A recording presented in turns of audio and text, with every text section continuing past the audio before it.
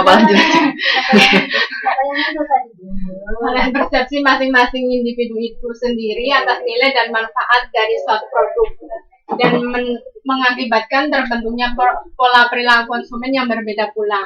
Karena itu evaluasi alternatif produk dianggap sebagai salah satu faktor penentu yang dapat membentuk pola perilaku konsumen.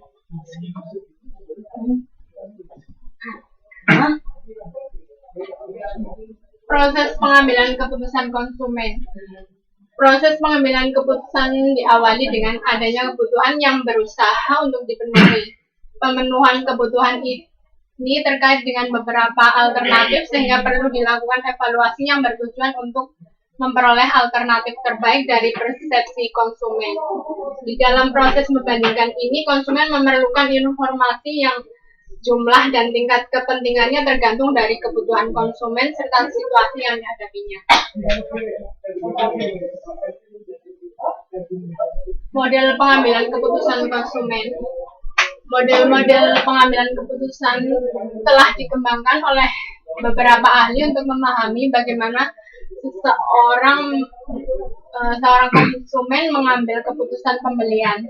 Secara umum ada 3 cara atau model analisis pengambilan keputusan konsumen, yakni economic model, yaitu pengambilan keputusan diambil berdasarkan alasan ekonomis dan bersifat lebih rasional. Kedua, psychological model diambil lebih banyak karena alasan psikologis dan sejumlah faktor sosiologis seperti pengaruh keluarga dan budaya. Yang terakhir adalah consumer behavior models, yaitu model yang umumnya diambil kebanyakan konsumen dilandasi oleh faktor ekonomis, rasional, dan psikologis. Sudah. Ada yang mau ditanyakan? Bingung. Itu yang kalau wawancaranya mana? Apa? Itu tadi nih yang tadi. Jadi kalau Elisa tadi dia kan sukanya cari informasi yang banyak sampai akhirnya dia membeli produk itu, berarti high involvement apa low involvement konsumen? High apa low involvement? Ya high class ya. Kan dia mencari informasinya detail. Iya. Jadi si Elisa itu termasuk golongan orang high involvement. Mbak high apa low? Sedang.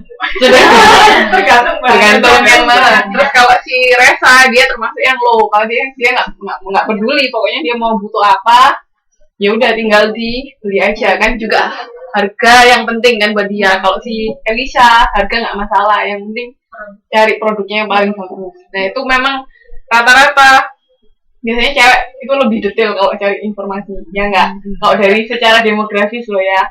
Jadi antara bandingin cewek sama cowok, terus cowok juga kan buktinya Mas Reza juga males nyari info, itu kebiasaan. Jadi bisa dilihat dari situ memang ada perbedaan antara pria dan wanita.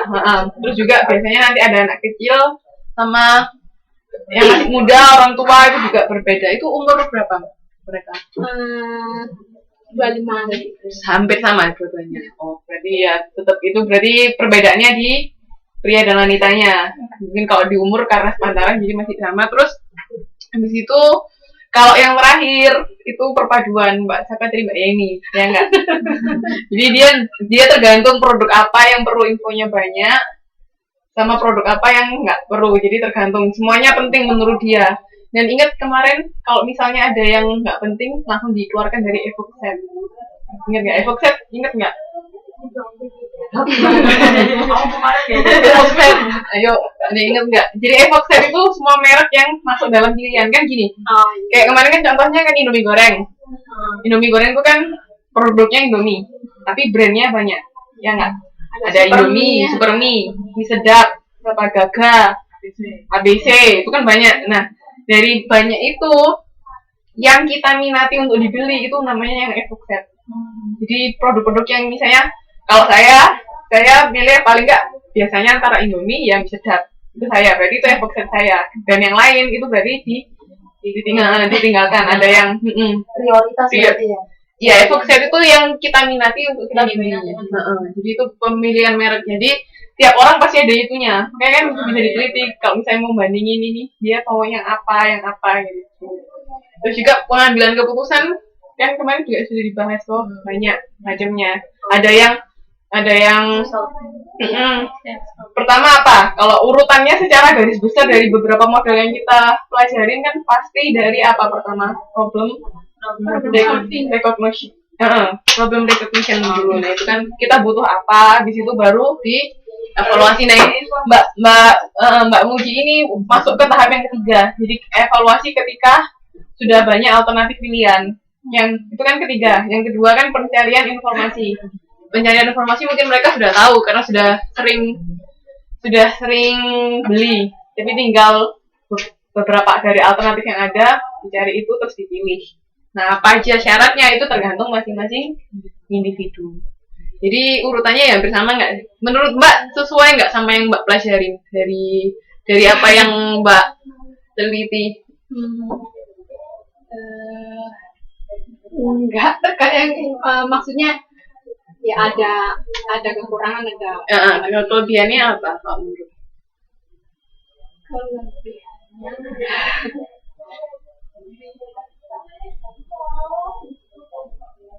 Apa kira-kira?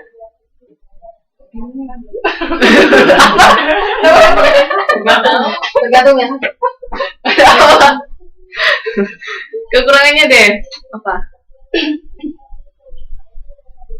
Kekurangannya kadang di lapangan sama prakteknya itu beda. Di lapangan sama praktek. Maksudnya waktu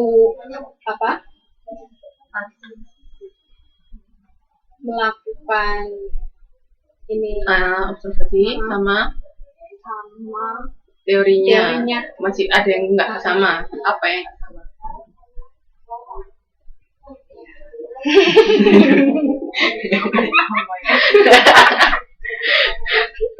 Apa kira-kira yang nggak sama?